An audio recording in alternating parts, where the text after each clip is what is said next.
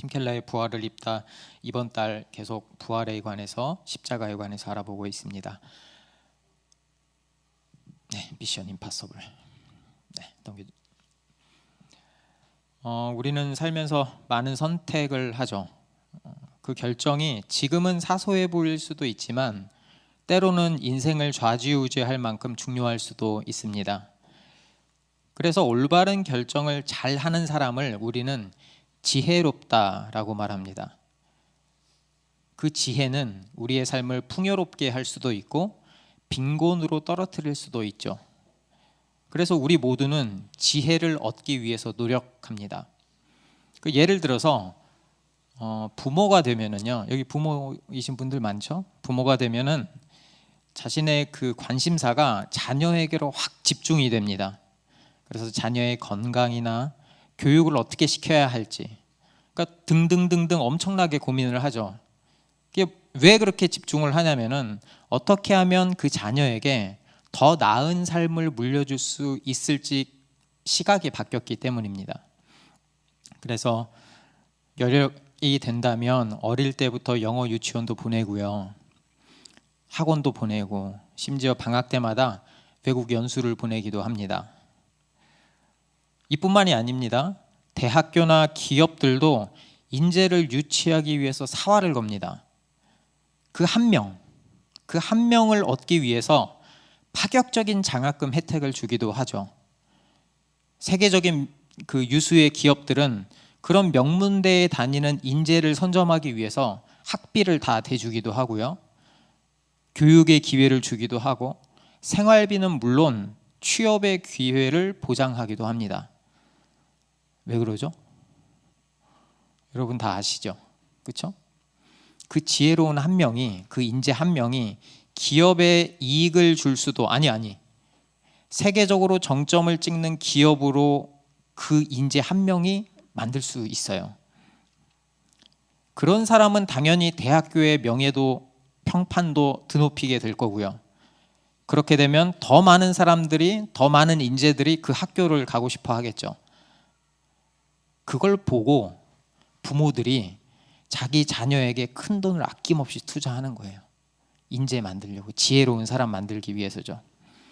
그렇게 보면 그렇게 지혜의 선순환이 만들어집니다. 그래서 우리 이 세상에서도 지혜라는 거는 능력이고 성공의 열쇠입니다. 그런 면에서 보면 기독교는 지혜롭지 못한 것 같아요. 특별히 예수 그리스도의 복음은 어떤 이들의 귀에는 바보 같은 소리로 들리기도 하고 아니면 거슬리거나 불쾌한 이야기로 들리기도 합니다. 아니, 타 종교처럼 서로 잘 지내고 마음의 평안을 주기만 하면 내가 최소한 싫어하지는 않을 텐데, 그렇죠? 최소한 싫어하지는 않을 텐데 꼭 자기네 신만이 진짜라고 그렇게 고집을 피운단 말이죠. 아니, 누이 좋고 매부 좋고, 아니 다른 신들도 인정하면 좀 좋아요. 그럼 서로가 평안하잖아요. 싸우지 않아도 되잖아요. 그런데 참 유별나죠. 그뿐만이 아닙니다. 기독교 문화에 익숙한 사람들도 교회가 못마땅한 건 마찬가지예요. 딱딱하고 경직된 분위기, 잘못을 지적하기만 하는 공격적인 분위기에 많은 젊은이들이 진절머리를 내면서 떠나고 있습니다. 그렇게 가나안 성도, 거꾸로 하면 안 나가 성도죠, 그렇죠? 안 나가는 성도가 되어버리는 거죠. 그렇게 되면 어떻게 되는지 아세요? 그 교회에는 점점점 고인물들만 남게 됩니다. 고인물이 뭔지 알죠? 여러분 스타크래프트 아세요? 하시진 않아도 남자는 당연히 아실 거고 여성분들도 들어는 보셨죠? 30년 전에 한 시대를 풍미했던 이 게임입니다. 저는 이 게임이 영원히 갈 줄 알았어요. 근데 지금은 그 스타크래프트라는 게임의 이름을 들어보지도 못한 아이들이 있을 거예요. 그런데 신기한 거는 지금도 스타크래프트를 하는 사람들이 있습니다. 무려 30년 동안 스타크래프트를 한 거죠. 10년이면 전문가라고 하는데 30년을 했습니다. 그 철옹성 같은 그들의 실력, 다 프로게이머예요. 그들은 누가 거기서 새로 게임을 하고 싶겠어요? 하는 족족 그 프로게이머 엄청난 벽이 있는데, 그 고인물들이 떠나는 그 순간이 그 게임의 서비스가 종료되는 순간이겠죠. 어쩌면 교회도 고인물들의 놀이터가 되지 않나 생각이 듭니다. 예전에 부모님 세대처럼 깃발을 딱 꽂으면 성도들이 구름처럼 몰려오는 그 시대는 이미 지나갔습니다. 수많은 개척교회들이 문을 닫고 있고요. 전도지를 정성껏 준비해서 나가지만 효과는 거의 없어요. 의욕과 열정으로 전도를 시작했지만 돌아오는 건 냉대와 경멸의 시선과 외로움뿐이죠. 더 좋은 방법이 없을까? 더 좋은 방법이 없을까? 이때 지혜가 필요합니다. 제가 어렸을 때요, 제가 다니던 교회는 지하에 곰팡이 냄새가 풀풀 나는 곳이었습니다. 아무도 오지 않았어요. 천장에는 쥐가 운동회를 열고 선물로 똥을 떨궈주던 우리 교회. 반주자도 없었고요. 아니면 목사님이 그렇게 음치에 박치예요. 그러니까 은혜로운 찬양은 포기했죠. 교회 면면을 보면 잘 사는 사람도 없었어요.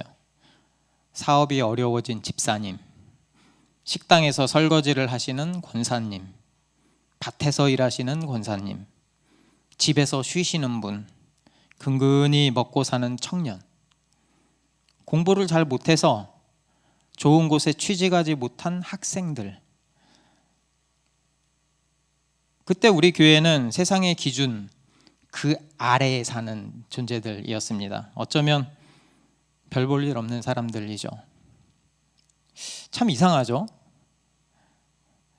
여기저기 소리를 들어보면 여기저기서 하나님을 잘 믿고 복받았다는 사람들의 간증이 넘쳐나는데 그건 우리 교회는 아니란 말이에요.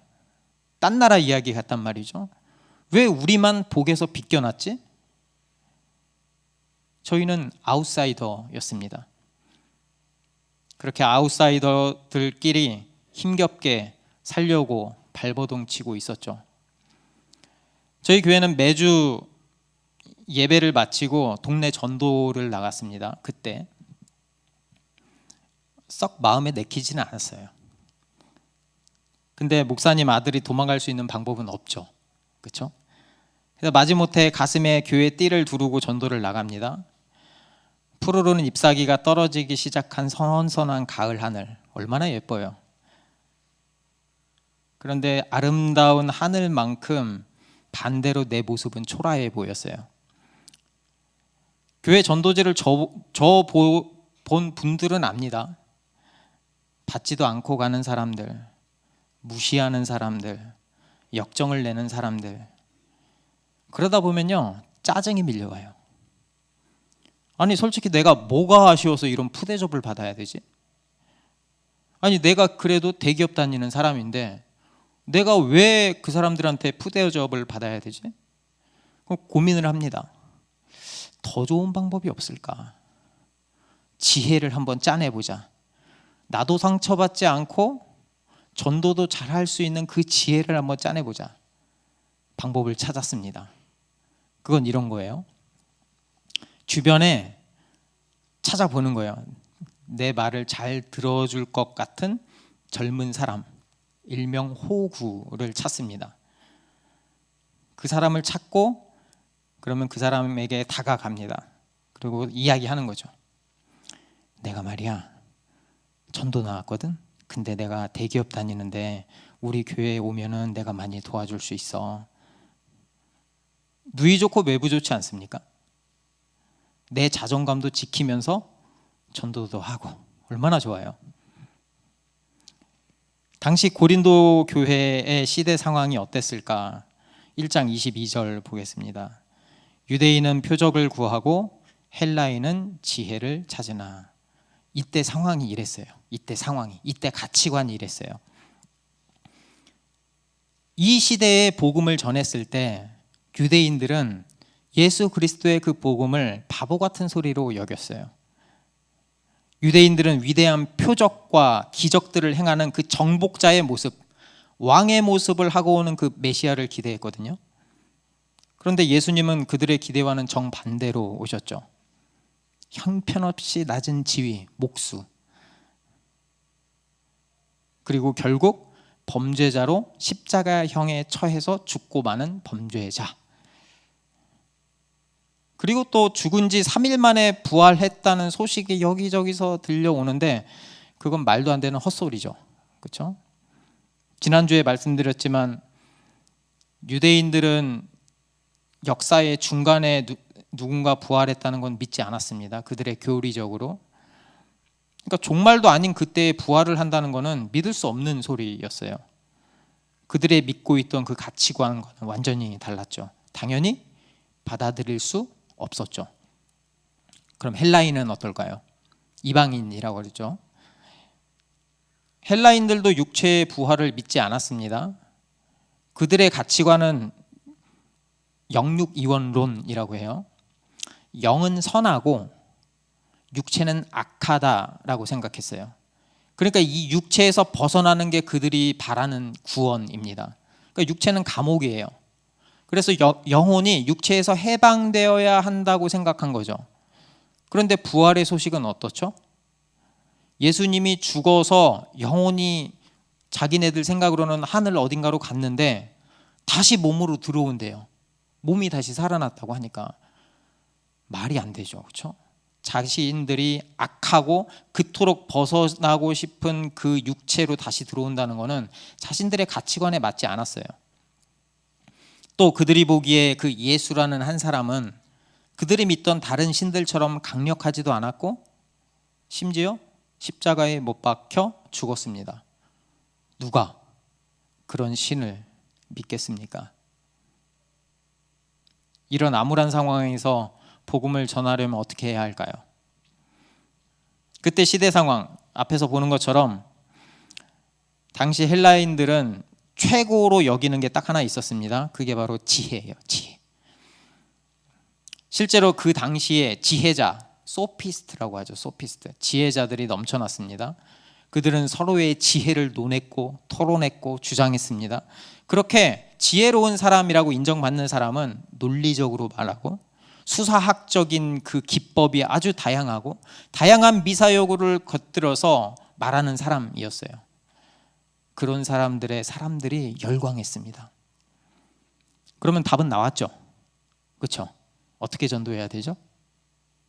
어떻게 전도해야 돼요? 지혜롭게 복음을 전해야죠. 논리적으로, 철학적으로 각종 수사학을 덧붙여서 전하면 그나마 승산이 있어요. 그리고 바울은 그럴 만한 자격이 있었습니다.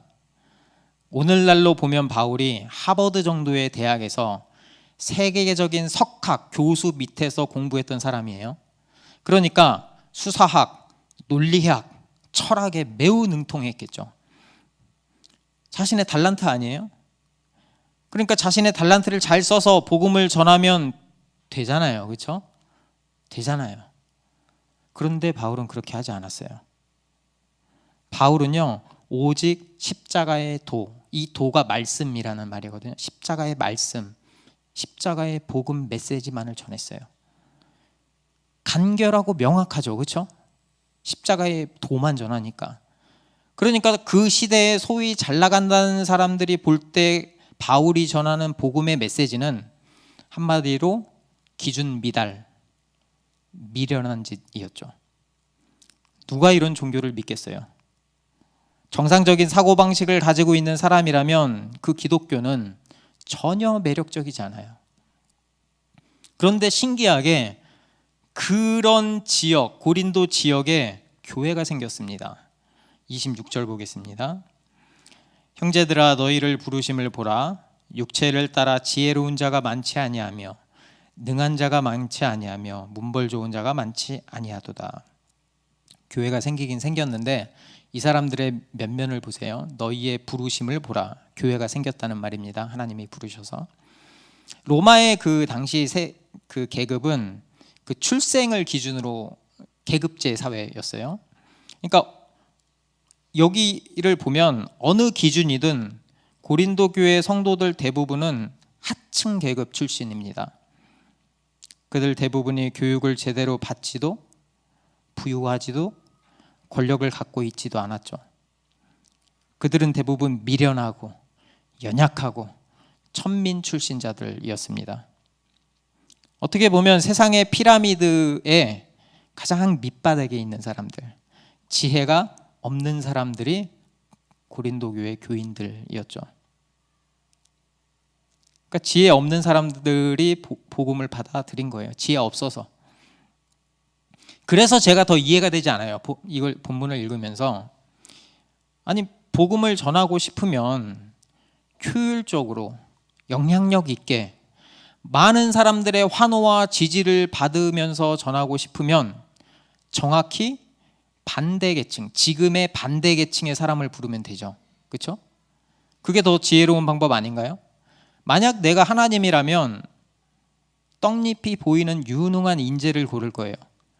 똑똑하고 언변이 좋은 사람, 가문이 좋고 권력이 있는 사람들을 택해서 기독교를 믿으라고 정책적으로 밀어붙일 거예요.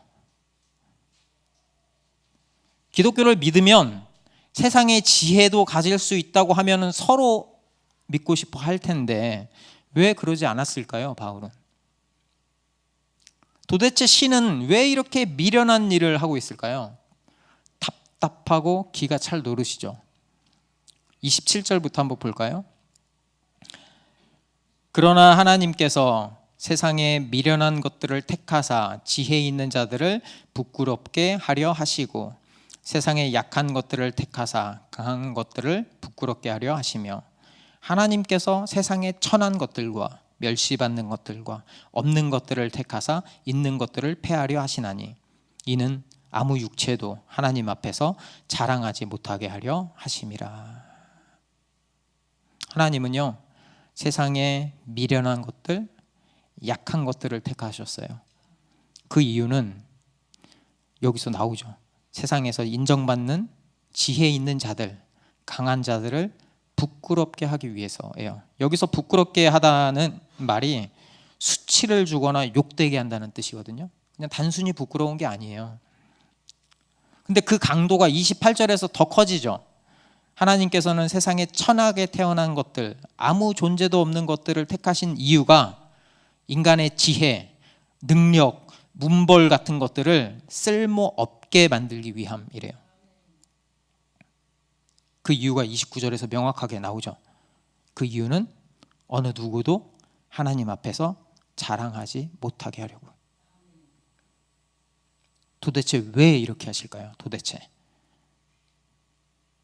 그거는 우리가 인간이라는 존재를 조금만 생각해 보면 알 수 있습니다. 잃을 게 많은 사람일수록 복음의 메시지는 와닿지 않습니다. 생각해 보세요. 지금까지 내가 이 정도까지 이루어 놓은 거는, 성공할 수 있었던 거는 내 노력과 내 열정 때문이죠. 이렇게 내가 성공한 거는, 이 자리까지라도 내가 올라올 수 있었던 건 오로지 힘써서 일하고 지혜롭게 행동했기 때문이죠. 그나마 피라미드의 정점까지는 아니더라도 그래도 아예 밑바닥이 아닌 건 내 능력 때문이죠. 내가 열심히 했기 때문이죠. 그런데 복음은 거꾸로 이야기해요. 거꾸로. 인간은 구제불능이다라고 이야기합니다. 우리의 노력과 지혜로는 절대로 구원을 얻을 수 없다고 이야기합니다. 권력과 재산을 갖춘 그 지혜로운 사람일수록 그 메시지를 들었을 때 더 반감이 들겠죠. 더 반감이 들겠죠. 이거 다 내려놔야 되니까.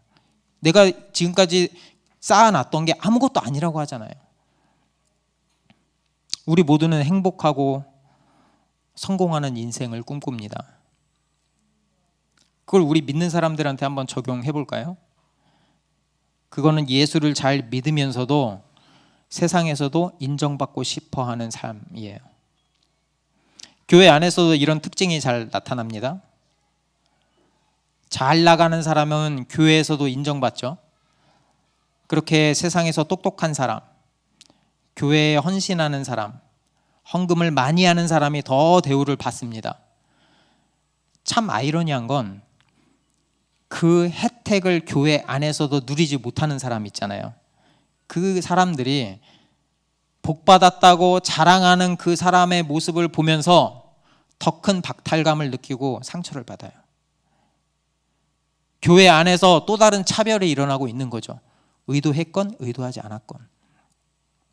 제가 말씀드렸잖아요. 저는 아주 오랫동안 개척교회에서 지냈습니다. 가장 밑바닥에 있는 교회에서 어쩌면 40년 동안 있었어요. 그때 제게 있었던 감정은 패배감, 무기력함이었어요.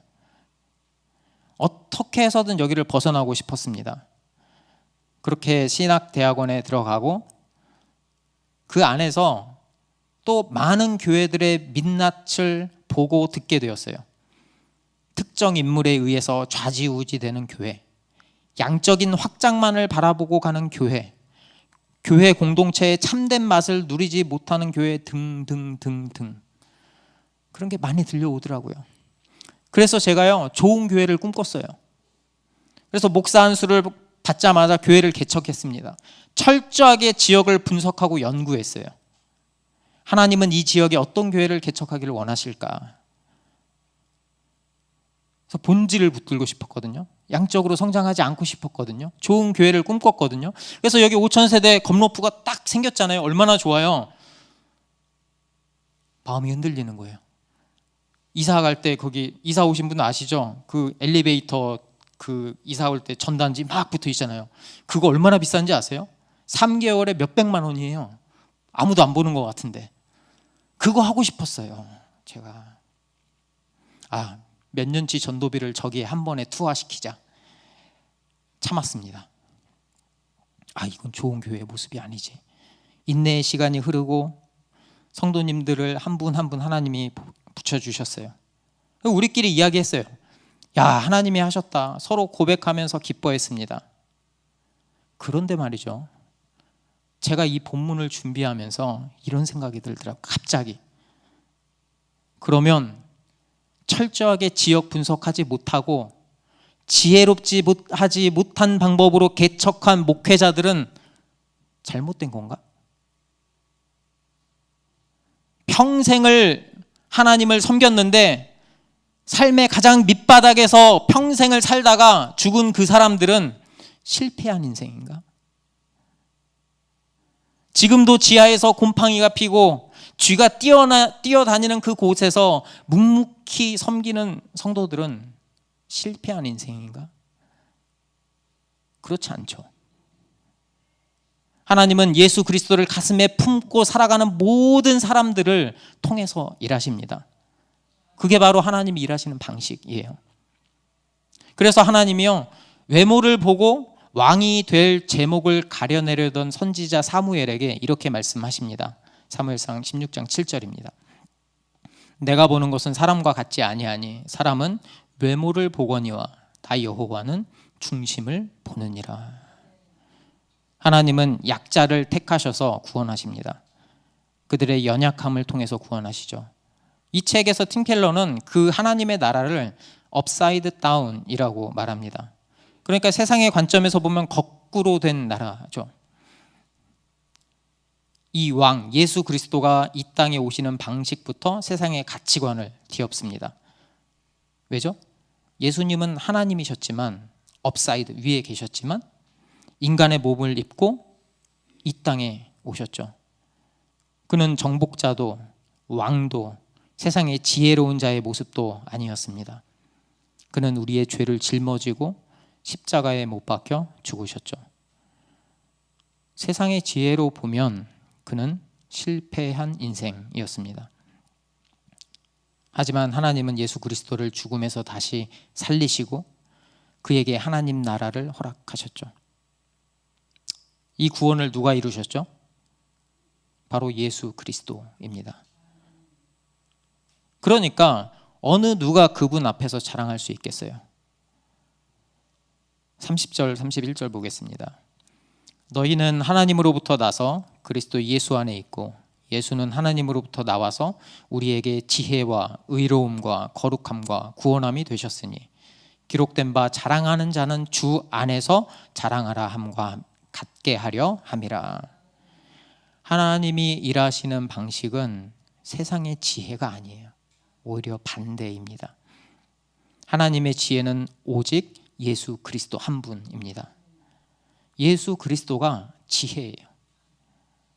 하나님은 예수 그리스도를 믿음으로 고백하는 모든 사람들에게 자신의 의로움을 허락하셨고 하나님 나라의 거룩한 자녀가 되게 하셨고 하나님 나라의 생명, 즉 구원을 허락하셨습니다. 이 모든 것들을요, 하나님이 하셨어요. 우리가 한 건 하나도 없죠. 그렇기 때문에 구원받은 우리가 자랑할 수 있는 건, 자랑해야만 하는 건 오직 예수 그리스도 한 분입니다. 저는 좋은 교회를 꿈꿨잖아요. 좋은 교회. 그 좋은 교회가 오히려 내 꿈과 소망이 되어버렸어요. 저는 좋은 교회를 통해서 나의 꿈, 나의 목표를 달성하려고 하고 있었던 거죠. 그렇게 좋은 교회라는 껍데기 안에서 예수 그리스도의 십자가 죽음과 부활은 점점 밀려나고 있었어요. 좋은 교회가 어쩌면 나의 우상이 되어버린 거죠. 여러분, 우리는 중심이 명확해야 합니다. 내 기준으로 생각하고 판단하면 안 돼요. 오직 예수 그리스도를 중심으로 생각해야 합니다.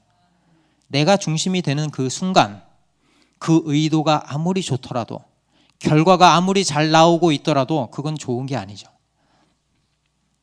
우리는 우리 각자를 보면 이 길 아니면 저 길을 가고 있습니다.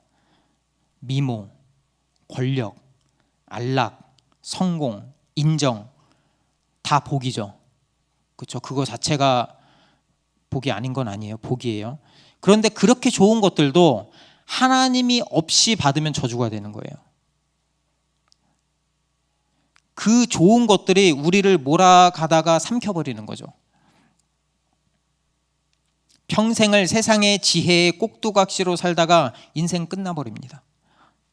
그런데 반대로 연약함, 결핍, 상실, 거부감, 이건 누가 봐도 저주 같잖아요. 그렇죠? 복이 아니잖아요. 이런 것들도 세상에 보기에 아무리 지혜 없어 보이는 것들도 하나님을 믿는 믿음으로 받으면 그게 복이 됩니다. 여러분, 여기서 오해하면 안 돼요. 바울은 여기서 단순히 부자를 때려 부수자고 선동하는 게 아닙니다. 결국 부자도 가난한 사람도 죄인이에요. 죄인. 그 말을 하고 싶은 거예요. 죄를 지었기 때문에 하나님과의 관계가 멀어졌고 생명이신 하나님에게서 떨어졌기 때문에 결국 죽을 수밖에 없는 운명이죠. 세상의 지혜가 아무리 뛰어나도 그 지혜가 죽음에서 우리를 구원해 줄 수는 없습니다. 그게 바로 미션 임파서블이죠. 그리고 그 미션을 파서블하게 하신 분이 바로 예수 그리스도, 하나님의 지혜입니다. 그래서 그 바울이, 그렇게 똑똑했던 바울이 자신의 그 엄청난 달란트를 사용하지 않은 거예요. 왜냐하면 자기의 그 똑똑함이 복음을 가릴까 봐. 그래서 세상이 인정하지 않아도, 손가락질 하더라도, 죽을 위험을 넘기더라도 미련하게 예수 그리스도의 복음만을 전했습니다. 고린도전서 2장 1절 2절 읽어보겠습니다. 형제들아, 내가 너희에게 나아가 하나님의 증거를 전할 때에 말과 지혜의 아름다운 것으로 아니하였나니 내가 너희 중에서 예수 그리스도와 그가 십자가에 못 박히신 것 외에는 아무것도 알지 아니하기로 작정하였음이라. 아멘. 예수님이 십자가에 죽으신 건 세상에서 보면은 완전한 실패였습니다. 우리가 세상에서 성공하기 위해서는 노력해야 되고 능력이 있어야 되고 백이 있어야 합니다. 세상에서 많은 성공한 사람들이 거기에 플러스 운때도 맞아야 한다고 합니다. 그들의 기준대로 예수님이 성공하려면 다른 종교들처럼 하면 됩니다. 선행을 열심히 해야 된다고 하고 노력해야 된다고 하고 사색과 명상을 통해서 나를 깨닫고 내 자아가 폭이 넓어져서 깨달음의 자리로 나아가라고 하면 됩니다. 그 능력이죠. 그렇죠? 이 방식이 인간이 신에게 올라가는 방식이죠. 다운사이드 업이죠. 이게 콩글리시인지 잘 모르겠어요. 반면에 기독교의 그 구원의 메시지는 하나님이 우리에게로 내려오심으로써 이루어집니다. 그게 업사이드 다운이죠. 인간의 능력으로는 구원을 얻을 단 1%의 가능성도 없기 때문에 예수님이 이 땅에 오신 거예요. 이 점에서 기독교는 다른 모든 철학이나 종교와는 근본적으로 다릅니다. 그렇기 때문에 우리가 예수 그리스도께서 다 하셨다라는 그 십자가와 부활의 소식은 우리한테 위로가 되는 거예요. 감사가 되는 거예요. 소망이 되는 거예요. 내가 할 수 없잖아요. 내가 할 수 없는데 예수님이 하셨기 때문이죠. 여러분, 반대로 한번 생각해 볼까요? 세상의 지혜를 갖고 있는 사람만 구원을 얻을 수 있다면 우리는 다 탈락이죠. 안 그래요? 또는 평생을 구원을 얻기 위해 노력하고 두려움 가운데 살아야 되죠. 언제 커트라인에 내가 미달될까? 넘길 수 있을까? 우리 중에 어떤 면으로든 피라미드의 정점에 계신 분 한번 손 들어보세요. 정점. 피라미드의 정점에 계신 분 한번 손 들어. 부끄럽지 않으셔도 됩니다. 저도 아니에요. 네. 없죠. 그렇죠? 설사 정점에 있는 사람도 결국은 죽음을 향해서 가게 됩니다. 그렇다면 구원을 얻을 수 있는 방법은 단 하나죠. 단 하나. 내 힘으로는 안 된다는 그 사실을 받아들이는 거예요. 내 힘으로는 안 되는구나. 나의 연약함과 무력함과 결핍을 인정해야 돼요. 내 힘으로는 안 되는구나. 그거는 믿는 사람도 마찬가지예요. 이제 믿었으니까 내 힘으로 해볼까? 그러면 안 된다는 거예요. 그러면서도 믿음 그 순간에 항상 난 내 힘으로는 안 되는구나. 예수님이 하셔야 되는구나. 하나님이 하셔야 되는구나. 그래서 이전에는 내가 내 삶의 주인이 되어서 내 힘으로 살았다면 이렇게 고백해야 돼요. 근데 내 노력으로는 안 된다는 걸 내가 깨달았습니다. 내가 죄인입니다. 이런 나를 위해 죽으시고 부활하셔서 하나님 나라를 허락하신 그 예수 그리스도를 나의 구주로 내가 이제 영접하겠습니다. 이제는 내가 내 삶을 내 노력에서 하나님의 자리로 내가 옮겨가겠습니다. 내 삶을 돌이키겠습니다. 라는 그 마음가짐, 그 선언이 그게 회개죠. 내가 마음의 문을 열고 예수님이 누군지 아직 잘 모르겠지만 그래요. 내가 부족하고 예수님이 나를 구원하신 분이에요. 내가 그분께 마음의 문을 열고 그분을 믿어보겠습니다. 나의 구주로 영접하겠습니다. 그 결심을 할 때 하나님께서는 기뻐하시면서 우리를 받아주십니다. 너무 감사한 거는 예수님이 그 구원의 선물을 그를 믿는 모두에게 주셨다는 사실이에요. 우리의 능력의 여하에 관계없이, 세상의 지혜의 여하에 관계없이 말이죠. 그렇기 때문에 내 인생의 가치, 내가 인생이 성공했느냐 성공하지 않았느냐는 가치는 내 상황이 어떤지에 따라 달려있지 않아요. 오직 예수 그리스도가 내 안에 있느냐 없느냐에 따라 달라집니다. 그렇기 때문에 여러분 살면서 힘든 경우 많죠. 그렇죠? 저도 힘들어요. 엄청 힘듭니다. 그래서 세상을 살면서 아무리 어렵고 힘들더라도 때로는 복음 때문에 인정받지 못하더라도 자책하지 마세요. 내가 세상에서 아무 쓸모없는 존재라고 여기지 마세요. 세상에서 아무리 우리를 루저라고 손가락질 하더라도 그걸로는 우리가 구원을 얻을 수 없습니다. 세상이 볼 때 아주 미련한 방법, 예수 그리스도를 믿는 우리에게 진정한 구원이 임합니다. 그게 바로 인생의 성공이에요. 하나님은 우리의 한 명 한 명을 가장 귀한 사람이라고 세계 만방에 선포하실 겁니다.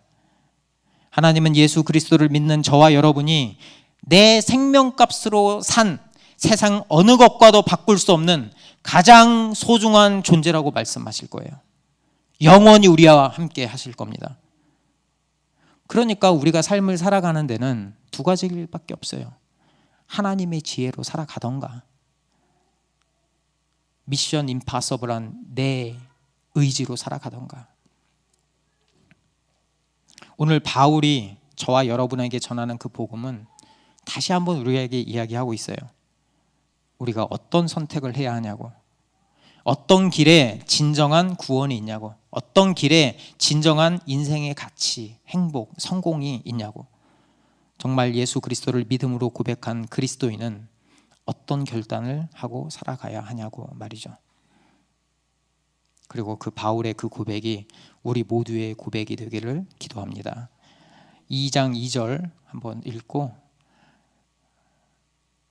다 함께 읽고 찬양의 자리로 나아가겠습니다. 2절입니다. 시작. 내가 너희 중에서 예수 그리스도와 그가 십자가에 못 박히신 것 외에는 아무것도 알지 아니하기로 작정하였음이라. 아멘.